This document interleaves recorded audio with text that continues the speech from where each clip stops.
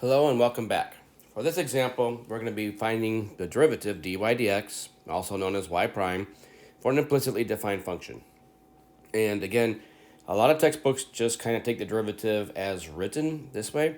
I'm going to rewrite this using the of x or function notation, again, to kind of remind ourselves of some important things that happen along the way. So rewriting this, we have x squared times y of x, because remember, y is an implicitly defined function of x, plus our y of x squared, and that is equal to 4 times x times y of x. So now, when we take our derivative, our d dx of both sides, we have to make sure we follow the rules of calculus. And the first thing you should observe here is the fact that our first term is a product. That is a function of x times another function of x. So therefore, we have to use our product rule. So we need the derivative of the first, which is 2x, times the second function, y of x, plus the first times the derivative of the second function. For the next term, we have to use the chain rule because that's a function of a function. Derivative of the outside, 2 times y of x to the first power times the derivative of the inside, y prime of x. On the right-hand side, we once again see a product. It's the function 4x times y of x. Derivative of 4x is 4 times the second function plus the first times the derivative of the second function. So that is our derivative right there. And at this point, after you've taken the derivative successfully, you can shut off or suppress the function notation and just rewrite this in an algebraic equation with primes. So we're going to have 2xy plus x squared y prime plus 2y times y prime is equal to 4y plus 4xy prime.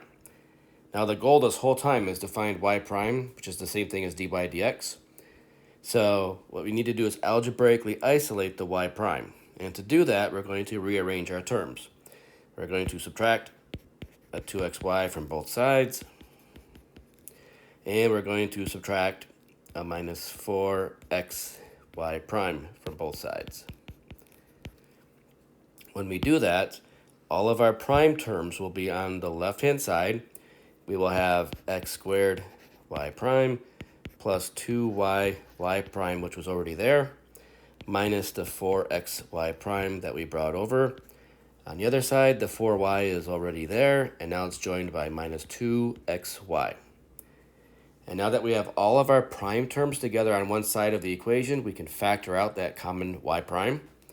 Leaves us with an x squared plus 2y minus 4x times y prime equals 4y minus 2xy.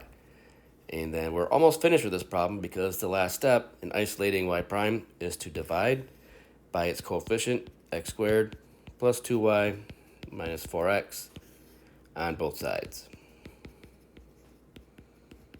So when it's all said and done, our derivative, y prime of x, is the fraction 4y minus 2xy divided by x squared plus 2y minus 4x.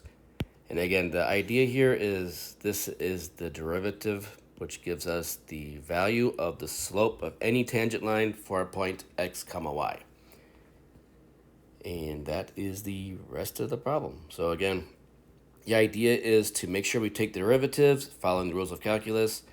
And again, you have to make sure you obey either the product rule or the quotient rule if involved, and always, of course, obey the chain rule because the chain rule is essential in these problems.